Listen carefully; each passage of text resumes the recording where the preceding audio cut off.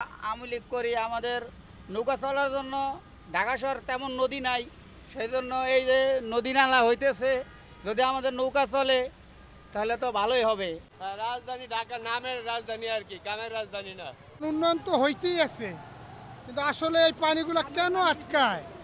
উন্নয়নে তো দেশ পুরো উন্নয়ন।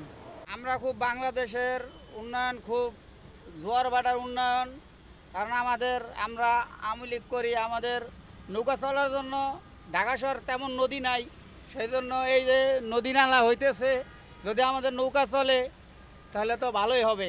সবাই জানবে যে ঢাকা শহরও নৌকা চলবে, এটা তো একটা উন্নয়নের ব্যাপার স্যাপার আছে, ঠিক আছে। এটা তো একটা ভোগান্তিস, ঠিক না?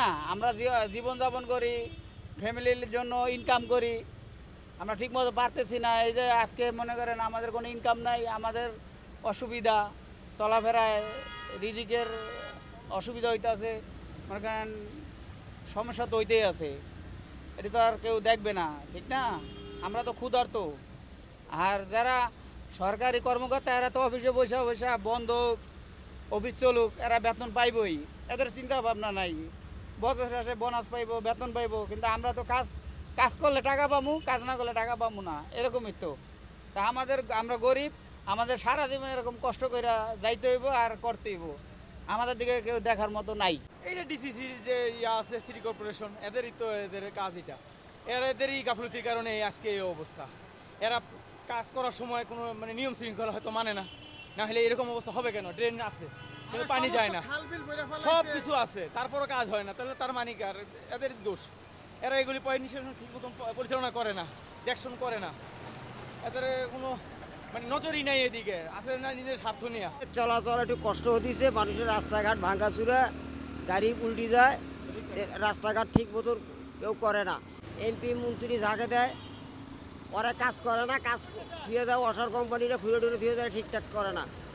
এরপরে মানুষের চলাচলটা অনেক কষ্ট হয়। অনেক কি করবো, ময়লা টয়লা এটা সাফ করে না, ড্রেন জাম হয়ে রয়েছে, লেগা পানি ঢুকছে গাড়ি, পানির লাগে আর কি করবো। মনে করেন পাবলিকের ভোগান্তি আর কি, দুঃসা কাউরে লাভ নাই, নিজের কপাল হইলো বড় মন্দ। ঢাকা নামের রাজধানী আর কি, কামের রাজধানী না। খালি রাজধানী নামেই, আর কোনো কামের না। কেন কেন? কালো চশমার ভিতরেই তো সব কিছু। দেখবো একটা কালো চশমা পরে দেখে কি অন্ধকার সব। এই পৃথিবীর, এই বাংলাদেশের মানুষ সব হয়েছে বোকা। কে লাগে বোকা? এই চশমা চোখে দিলে পরে অন্ধকার দেখে, আর কিছু দেখে না।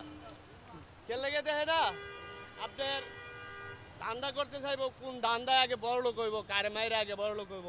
এই মেইন হলের মধ্যে, ড্রেনের মধ্যে আপনার স্যালাপ দরকার, বড় বড় স্যালাপ দিচ্ছে, চিকন চিকন, পানি সরতে পারে না, পানি ময়লা হয়ে যায়, বন্ধ হয়ে যায়। বন্ধ হওয়ার পরে আপনার এই যে পানি জমিয়ে হয়ে যায়। তারা আছে আর কেটা আছে, কিছু কইতে গেলে মনে করেন পাবলিক কি, পাবলিককে গণদোলাই যা মারে লাগবো আগে।